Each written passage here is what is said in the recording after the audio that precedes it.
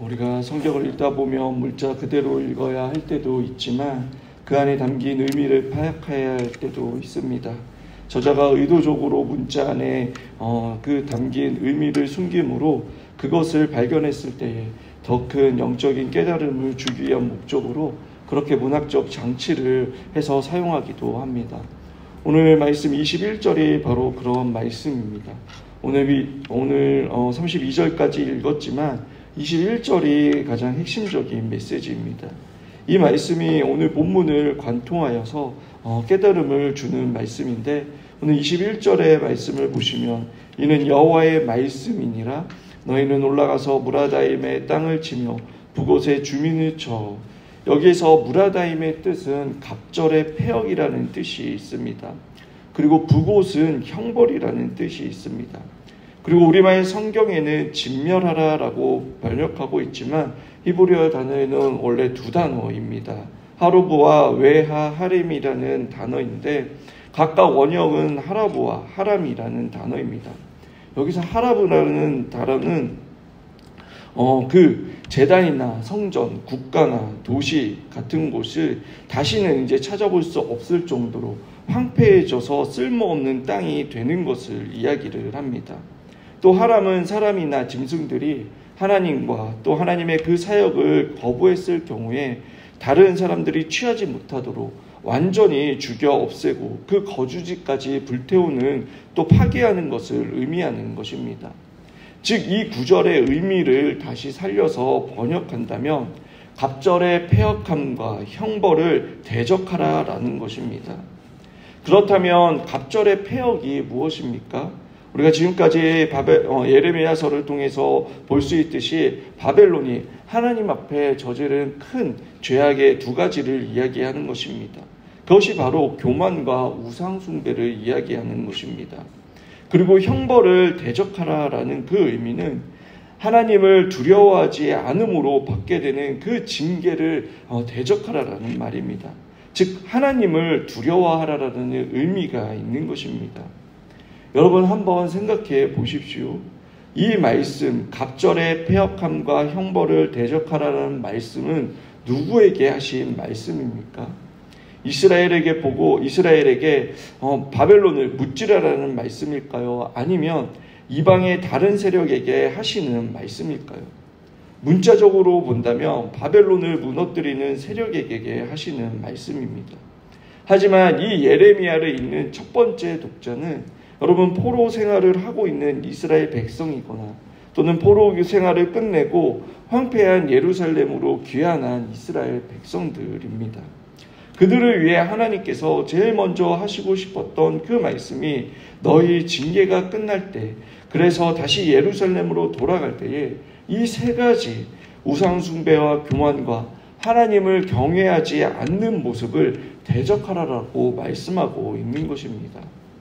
마치 하나님께서 출애굽한 이스라엘 백성에게 가나안 땅을 주시면서 그들에게 요구하신 것이 무엇입니까? 가나안 땅의 우상을 섬기지 말고 그들의 패역한 삶을 대적하라는 것이었습니다. 그뿐만 아니라 죄가 차고 넘치는 그곳을 진멸하라고 명령하셨습니다. 하나님께서 잔인한 분이라서 여러분 그렇게 명령하신 것이 아닙니다. 하나님을 떠난 삶 자체가 패역이며 거기에 우상숭배가 겹쳐져 더 큰 패역을 이룹니다. 또 하나님의 징계에도 불구하고 죄에 둔감해져서 형벌을 무서워하지 않는 사람들이 있습니다. 그들에게 하나님께서 그것을 버려야 한다, 그것을 대적해야 한다라고 말씀하시는 것입니다. 우리의 신앙생활의 문제도 어쩌면 크게 이 세 가지의 범주에서 벗어나지 않는다고 생각합니다. 우상숭배와 교만, 하나님을 두려워하지 않는 모습이 문제입니다. 아시다시피 우상숭배가 무엇입니까? 하나님보다 더 사랑하는 것, 하나님보다 더 추구하는 그 무엇이 여러분 바로 우상숭배입니다. 어떤 이들은 돈을, 어떤 이들은 권력을, 또 어떤 이들은 인정을, 어떤 이들은 각종 중독에 빠져 삶에서 하나님을 의지하기보다는 자기가 좋아하고 사랑하고 쾌락을 주는 그것에 빠져 살아갑니다. 심지어 자녀가 우상이 되는 경우도 있습니다. 또 교만이 무엇입니까? 하나님 중심이 아니라 자기 중심적인 모습입니다. 하나님 자리에 여러분 자기 자신을 올려놓는 것입니다. 심지어 욕망을 채우기 위해 여러분 하나님을 우상으로 만들어 이용하기도 합니다. 이 두 가지의 죄만 짓지 않아도 여러분 자연스럽게 하나님을 경외하며 형벌보다는 하나님께서 약속하신 그 은혜를 받는 것이 아니겠습니까? 반대로 하나님을 경외하지 않는다며 여러분 교만하지 않고 우상숭배도 하지 않을 것입니다. 하나님께서 우리에게 원하시는 삶은 여러분 거룩한 삶입니다.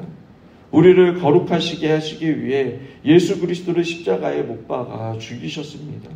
하나님께서는 우리가 세상에 발을 딛고 살아가지만 세상 사람들과 똑같은 그 가치과 똑같은 목적을 가지며 살아가는 자가 아니라 하나님의 자녀로서 거룩한 목적과 그 하나님의 뜻대로 살아가기를 원하십니다. 우리가 예수님을 믿는다라는 것은 단지 죽고 난 이후에 천국에 가는 티켓으로만 생각해서는 안 됩니다. 예수님을 믿는다는 것은 예수님을 따르는 삶을 살겠다라는 것입니다. 죄로 인하여 타락하고 부패한 이 세상 가운데 진리의 말씀대로 순종하여서 예수 그리스도를 따르는 성품과 삶으로 하나님을 사랑하고 이웃을 사랑하는 모습으로 이 땅 가운데 하나님의 나라가 임하여지는 삶을 사는 것이 바로 예수 그리스도를 믿는 자의 모습인 것입니다.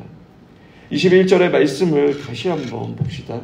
너희는 올라가서 무라다임의 땅을 치며 북옷 주민을 쳐서 진멸하되 라고 말씀합니다. 그리고 내가 너희에게 명령한 대로 다 하라라고 말씀하고 있습니다. 숨겨진 의미를 다시 살려서 해석한다면 너희는 올라가서 갑절의 패역함과 형벌을 대적하라. 내가 너희에게 명령한 대로 다 행하라라고 말씀하는 것입니다. 앞에서 이야기했듯이 이 예레미야를 받아본 사람들은 예레미야가 선포했을 당시의 사람들이 아닙니다. 바룩에 의해 기록된 말씀을 받은 후에 이 말씀을 본 사람들입니다.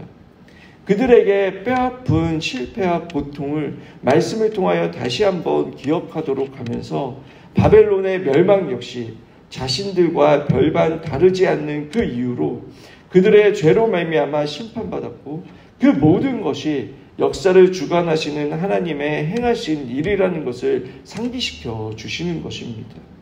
그리고 그들에게 우상 숭배와 교만을 버리고 오직 여호와 하나님만을 두려워하여 주를 경외함으로 하나님의 말씀에 순종하여 그 믿음을 지키라라고 우리에게 가르쳐 주는 것입니다. 여러분, 소극적인 신앙생활과 적극적인 신앙생활의 차이가 무엇인 줄 아십니까? 소극적인 신앙생활은 하지 말라라는 것을 하지 않는 것입니다. 예를 들어 도둑질하지 말라, 살인하지 말라, 간음하지 말라, 거짓 증언하지 말라 등 하지 말라라는 것을 했을 때에 눈에 보이는 대가를 따르기에 우리는 잘 하지 않습니다. 반면 적극적인 신앙생활은 여러분 하라라는 것을 하는 것입니다. 그것이 왜 더 적극적인 신앙생활이라고 할 수 있을까요? 왜냐하면 하나님께서 하라라고 명령하신 것을 하지 않았을 때에는 여러분 당장 티가 나지 않기 때문입니다. 오히려 하라라는 그 명령에 순종하면 자기 부인을 해야 하고 십자가를 짊어져야 합니다. 세상 사람들이 볼 때에 종교에 미쳤다라는 그러한 조롱을 들어야 할 때도 있고 손해를 보아야 할 때도 많기 때문입니다. 저와 여러분은 어떻습니까? 혹시 소극적인 신앙생활에 만족하고 계시지 않습니까? 아니면 적극적인 신앙생활을 하고 계십니까? 오늘 말씀 28절에 보시면 하나님에 대해 보복하시는 하나님, 29절에 행한 대로 갚으신다라고 말씀하고 있습니다. 이 하나님이 어디 하나님의 백성을 괴롭게 하는 대적에게만 허락하시는 말씀이겠습니까? 우리를 사랑하시는 하나님이시지만 여러분 우리는 공의의 하나님이심을 기억해야 합니다. 하지만 저와 여러분이 받은 은혜 중에 은혜가 무엇인 줄 아십니까? 바로 내가 죄인이라는 것을 아는 죄인이라는 것입니다. 내가 죄인이라는 것을 아는 죄인은 회개하며 하나님께로 돌이킬 수 있습니다. 말씀과 성령의 조명하심 가운데 더 이상 죄를 짓지 않을 수 있습니다. 그리고 더 나아가 회복의 은혜, 부흥의 은혜, 그 생명의 풍성함을 경험하는 그 은혜를 받은 자라는 것입니다. 세상 가운데 복과 복음의 통로로 쓰임받는 거룩한 하나님의 자녀들이라는 것입니다. 그러나 내가 죄인이라는 것을 모르는 죄인은 그렇게 우리가 살아간다면 여러분, 죄와 사탄의 노예로 평생 불안과 불만족 속에서 스스로 멸망의 길로 걸어가는 삶을 살아가는 것입니다. 오늘 하루도 분주한 일상을 살아가지만 여러분, 잠깐 그 모든 일을 멈추고 오늘 하루 무엇을 위해 살아가는지, 누구를 위해 살아가는지 자신을 돌아보길 원합니다. 하나님의 말씀보다는 세상 사람들의 소리에 더 귀를 기울이며 세상 사람들이 가는 그 길을 가고 있지 않은지, 나도 모르게 세상의 것에 마음에 뺏겨 우상이 되어버려 있는 것이 있지 않은지, 하나님과 사람 앞에 겸손하기보다는 교만한 부분은 없는지, 과연 세상보다 하나님을 더 두려워하며 살아가고 있지 않은지 돌아보는 이 시간이 되길 바랍니다. 그래서 하나님께서 원하시는 길, 하나님께서 기뻐하시는 길로 선택하고 그렇게 살아감으로 죄로 인하여 왜곡된 이 세상 속에서 하나님의 나라를 이루며 살아가는 저와 여러분들이 되시길 주님의 이름으로 축원합니다.